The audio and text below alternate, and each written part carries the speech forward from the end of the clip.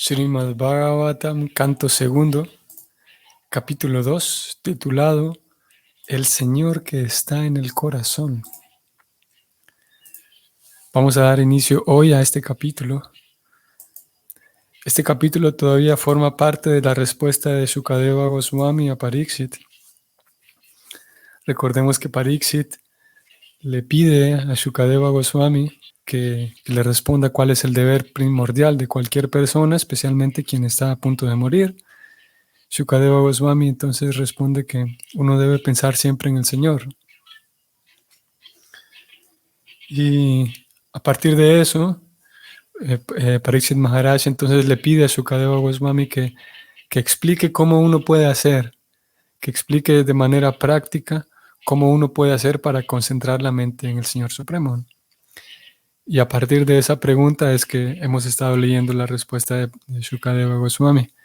En el capítulo anterior vimos cómo se recomendó de manera práctica, desde algo tan práctico, desde incluso cómo sentarse, cómo respirar, qué asiento usar, todo ese tipo de cosas, de la manera más aterrizada posible. Ahora llegados a este capítulo 2, vamos a encontrar cómo Shukadeva Goswami describe qué sucede en la vida de aquel estudiante, de aquel alumno, que mantiene una contemplación de Dios, que mantiene ese vínculo con Dios, haciendo uso de las herramientas que se presentaron en el capítulo anterior, haciendo una observación de todo lo que le rodea, poniendo en práctica todo lo que vimos en el capítulo anterior. Y lo que vamos a ver entonces es ese resultado de cómo el estudiante se da cuenta de que el Señor está en el corazón. Vamos a comenzar, texto 1.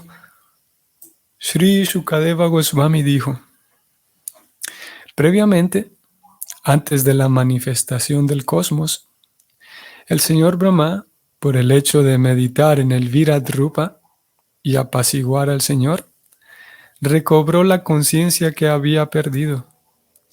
En virtud de ello, él pudo reconstruir la creación tal como estaba antes. Texto 2.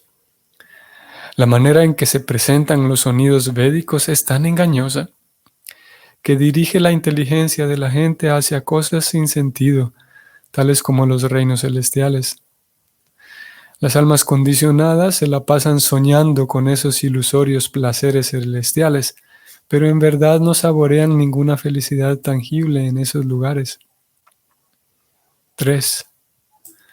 En razón de eso, mientras la persona iluminada se encuentra en el mundo de los nombres, debe esforzarse únicamente por satisfacer las necesidades básicas de la vida.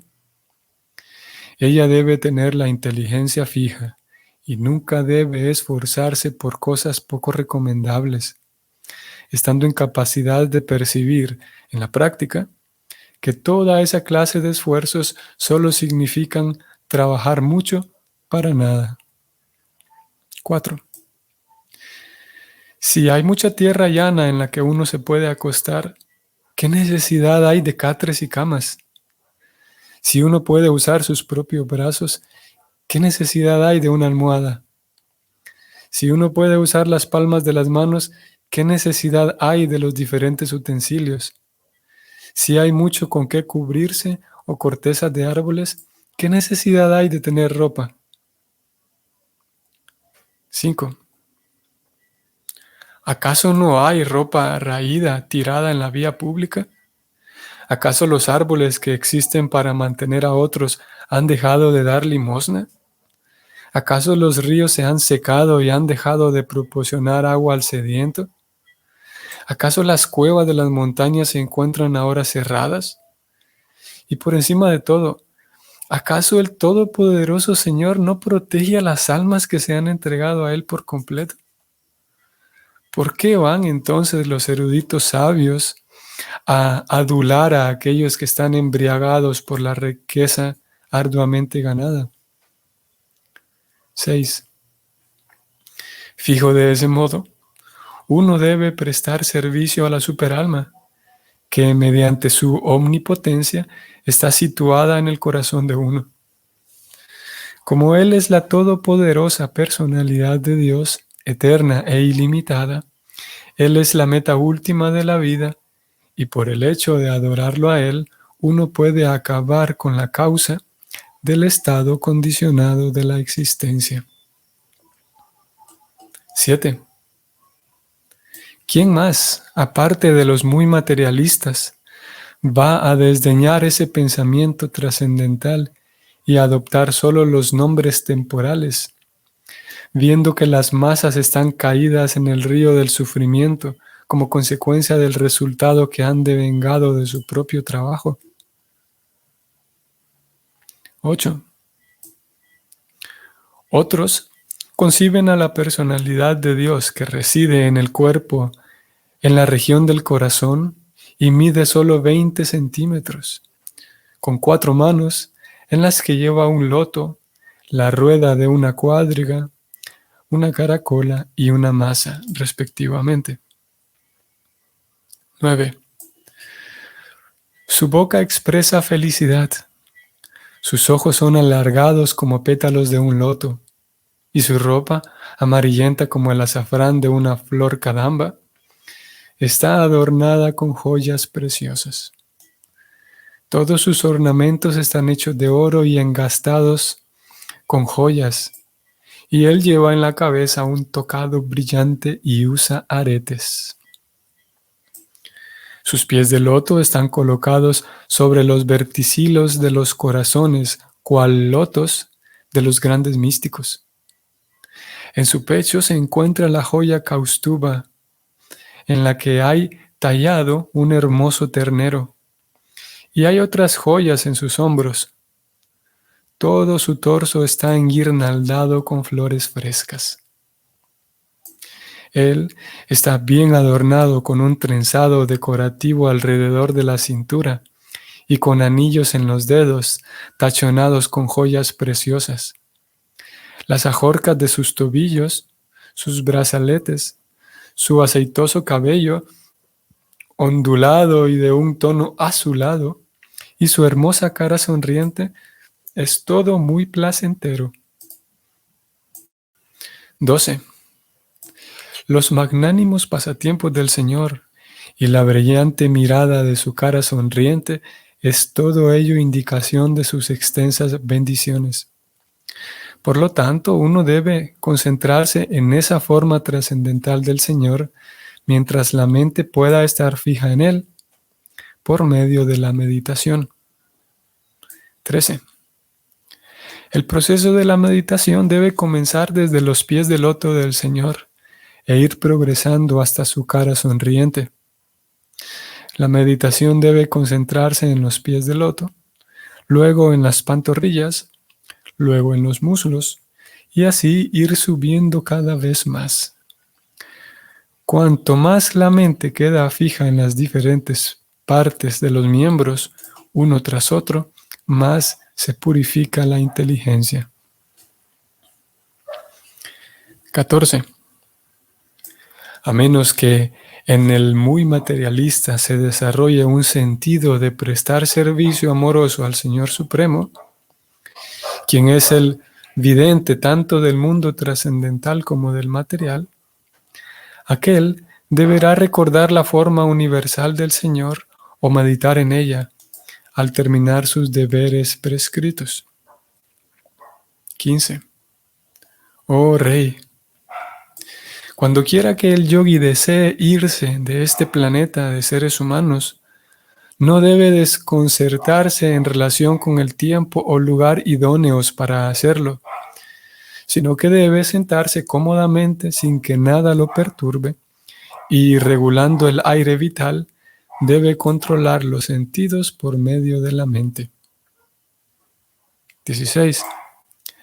Después, el yogi debe fundir la mente en la entidad viviente mediante su inteligencia pura y luego fundir la entidad viviente en la superalma.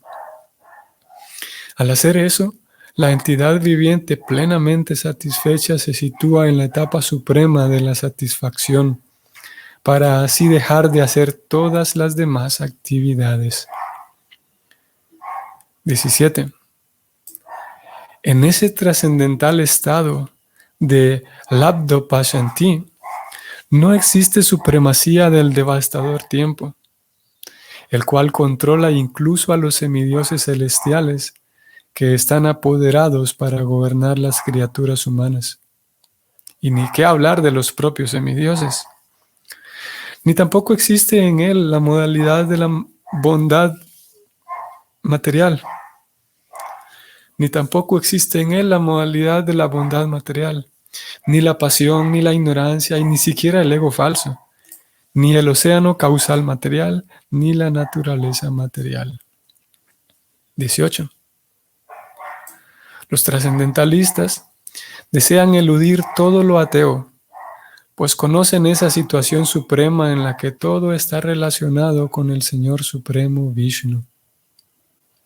Luego, un devoto puro que esté en absoluta armonía con el Señor no crea perplejidades, sino que adora los pies del loto del Señor a cada momento y se los pone en el corazón. 19. Mediante el conocimiento científico, uno debe estar bien situado en el estado de la comprensión absoluta y de ese modo ser capaz de extinguir todos los deseos materiales. Uno debe abandonar entonces el cuerpo material obstruyendo el orificio del aire, a través del cual se evacúa el excremento, con el talón del pie y elevando el aire de la vida de un lugar a otro, pasando por los 6 lugares principales. 20. El devoto meditativo debe empujar lentamente el aire vital desde el ombligo hasta el corazón, desde ahí hasta el pecho y desde ahí hasta la base del paladar. Él debe buscar con inteligencia los lugares apropiados. 21. Después, el Bhakti Yogi debe empujar el aire hacia arriba y llevarlo entre las cejas, y luego, obstruyendo las 7 salidas de aire vital, debe mantener su objetivo de ir de vuelta al hogar, de vuelta a Dios. Si él se halla totalmente libre de todos los deseos de disfrute material, debe llegar entonces hasta el agujero cerebral y abandonar sus relaciones materiales, habiéndose ido al Supremo. 22.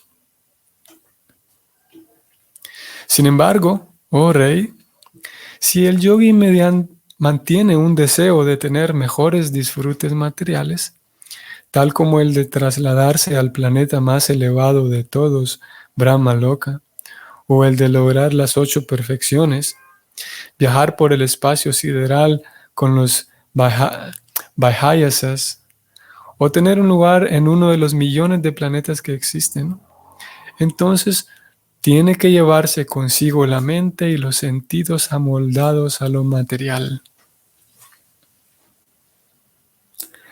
23. A los trascendentalistas les interesa el cuerpo espiritual. Así pues, en virtud de su servicio devocional, austeridades, poder místico y conocimiento trascendental, sus movimientos no están restringidos ni dentro ni fuera de los mundos materiales. Los trabajadores fruitivos o la gente muy materialista nunca pueden desplazarse de una manera así de libre. 24.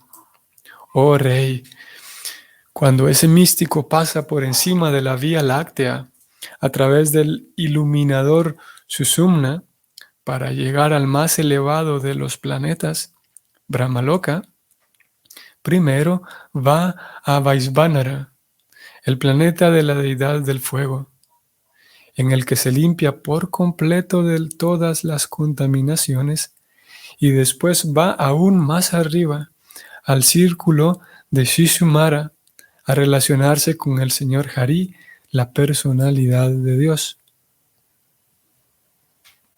Este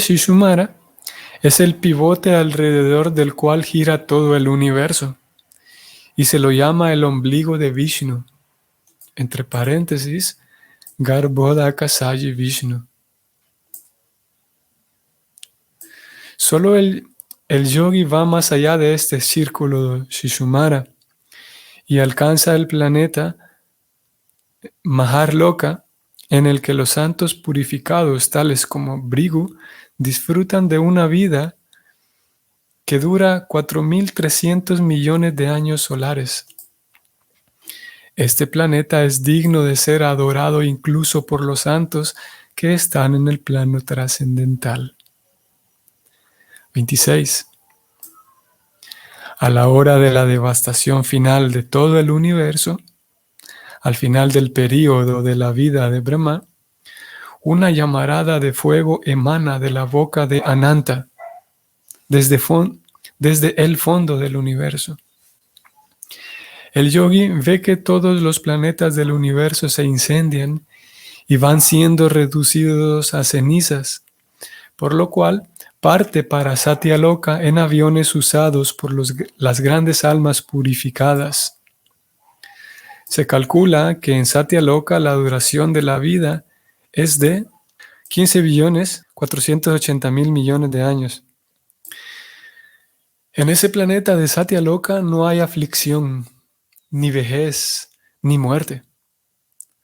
Ahí no hay dolor de ninguna especie y por lo tanto no hay ansiedades, salvo que a veces, debido a la conciencia, hay un sentimiento de compasión por aquellos que ignoran el proceso del servicio devocional y que están sometidos a insuperables desdichas en el mundo material. 28.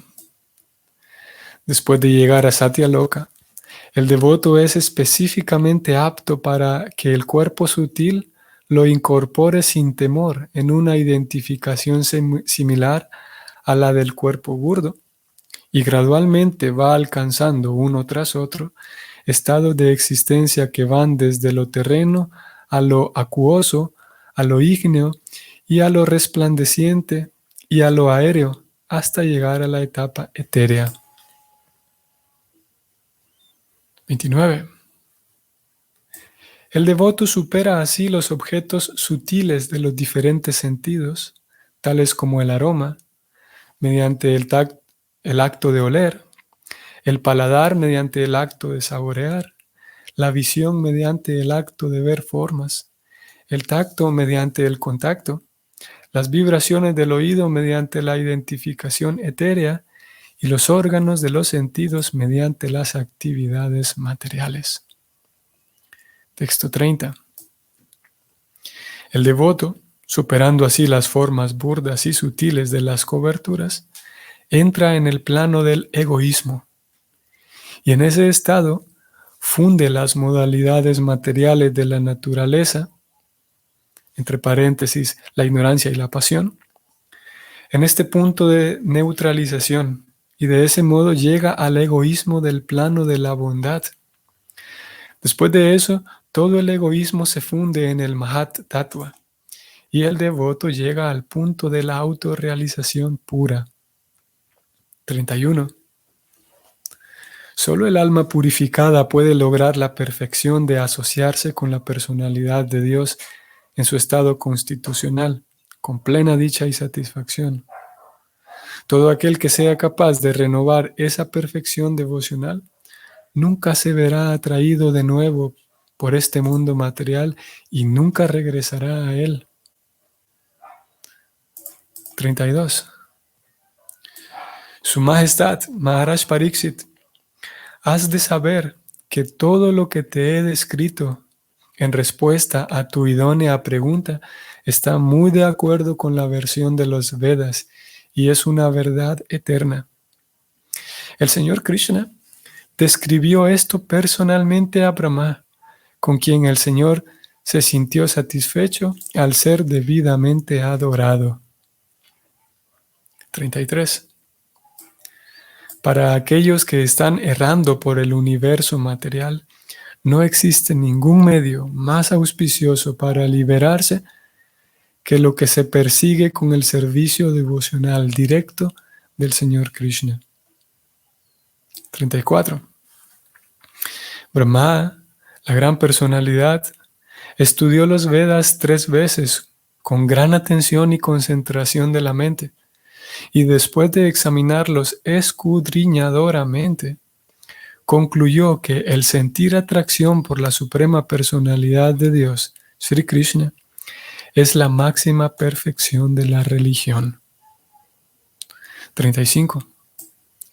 La personalidad de Dios, el Señor Sri Krishna, se encuentra en cada ser viviente junto con el alma individual, y este hecho se percibe y se admite como hipótesis en nuestros actos de ver y de recibir ayuda de la inteligencia.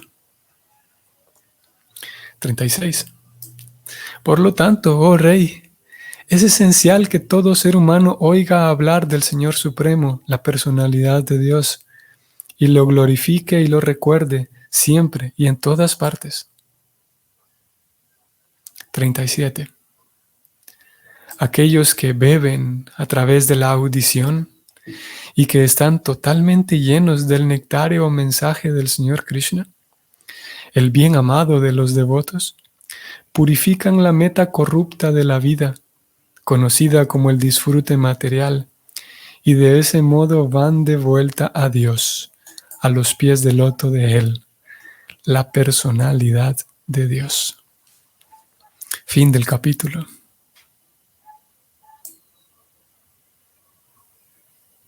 Ok. Bueno, temas muy interesantes los que encontraremos aquí en este capítulo. Como ya lo vimos a forma de introducción, nos iremos adentrando en una descripción bastante técnica. Bueno, inicialmente,